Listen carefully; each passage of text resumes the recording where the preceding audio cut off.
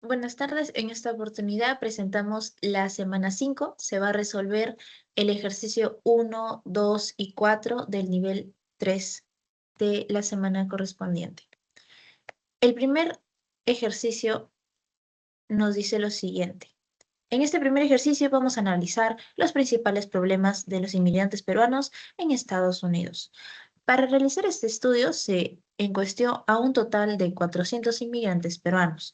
Los resultados se organizaron mediante una tabla de frecuencia de una tabla de distribución de frecuencia, como se puede ver aquí. En la tabla podemos observar 5 problemas principales: indocumentación, discriminación, salud, vivienda inadecuada, entre otros. Primero tenemos el problema de indocumentación con una frecuencia de 200 personas, lo que representa el 50% del total de encuestados. Luego tenemos la discriminación con 100 personas, con un 25%, el problema de salud, que representa una frecuencia de 50 personas, representando el 12,5%. Por otro lado, 20 personas que representan problemas relacionados con una vivienda no adecuada, lo que corresponde al 5%. Y finalmente tenemos la categoría de otros problemas con 30 personas que equivalen al 7,5%. Al 7,5%. A partir de estos resultados, podemos identificar que el principal problema de los inmigrantes peruanos encuestados es la indocumentación, ya que representa el 50%, es decir, la mitad del total de las personas encuestadas. Para representar estos datos se elaboró una gráfica circular, ya que este tipo de gráficos nos permitirá observar de manera más sencilla la proporción que va a representar cada problema con respecto al total. Como podemos darnos cuenta que el problema de indocumentado es el problema más común y que representa el 50%, en nuestra gráfica va a estar prácticamente ocupando la mitad.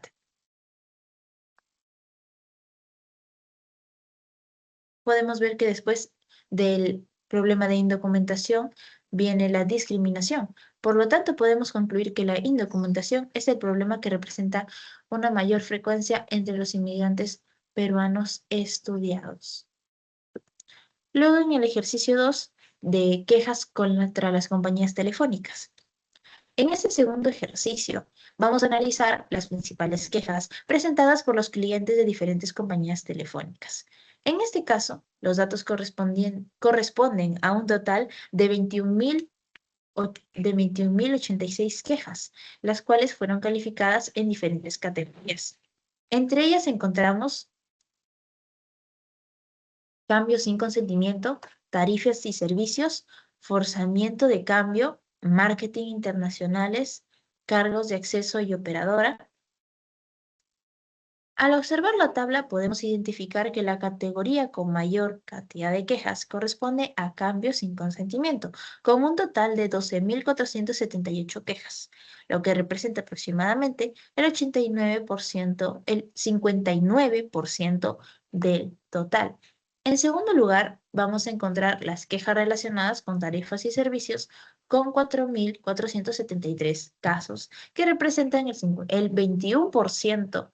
Luego tenemos las quejas con forzamiento de cambio, con 1.214 casos, equivalente a 5,75%.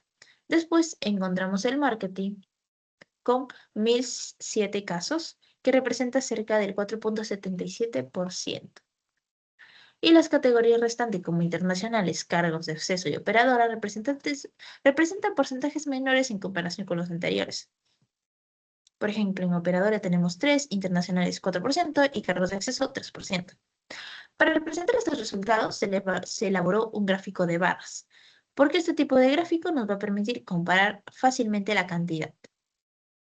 Al observar el gráfico podemos notar claramente la barra más alta, correspondiente a cambios sin consentimiento. Eso significa que es la principal queja presentada por los clientes de las compañías telefónicas. Por lo tanto, podemos concluir que el problema que más afecta a los usuarios es el cambio sin consentimiento, seguido por las quejas relacionadas con tarifas y servicios, ¿verdad? Aquí se pueden ver las dos barras más representativas. Ahora vamos a pasar al ejercicio número 4, con proceso de edición y verificación de hechos. ¿Ok? En este último ejercicio vamos a analizar los resultados de una encuesta realizada a 665 consumidores, con el objetivo de conocer su opinión sobre el proceso de edición de contenidos y la verificación de hechos. Primero analizamos el proceso de edición comparado con el contenido impreso. Los resultados se dividen en 3 categorías: con el mismo vigor, menos riguroso, sin proceso de edición y sin verificación de hechos en línea ni en impreso. La categoría con mayor frecuencia es igual, con aproximadamente 379,05, que representan el 57% de personas. Esto significa que la mayoría de los encuestados considera que el contenido digital tiene un proceso de edición igual de riguroso que el contenido impreso. En segundo lugar, tenemos el menos riguroso, con aproximadamente 179,55 personas, equivalente al 27%. Finalmente, tenemos la categoría sin proceso de edición, con aproximadamente 53,2. 3,2%, que representa el 8%. Estos datos se pueden presentar mediante gráficas de barra o un gráfico circular. Este gráfico permite observar fácilmente la proporción que representa cada respuesta, mientras que el gráfico de barras nos va a facilitar a la comparación entre las diferentes categorías. También podemos utilizar el diagrama de Pareto, ya que este gráfico nos va a permitir ordenar las categorías desde la presentación mayor, desde la que presenta mayor frecuencia hasta la menor frecuencia. Y además vamos a observar el porcentaje acumulado. En este caso, el gráfico de Pareto nos va a permitir identificar que la mayor parte de las respuestas se concentra en la categoría de igualdad, seguida de menos rigurosa y finalmente sin proceso de edición. Ahora pasamos al segundo aspecto, que corresponde a la verificación de hechos, comparada con el contenido impreso.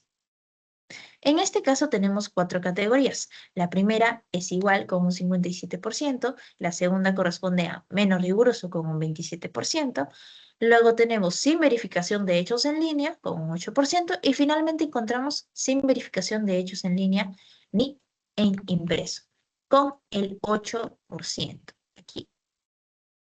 Para representar estos datos podemos utilizar nuevamente el gráfico de barras y un gráfico circular, como podemos ver aquí.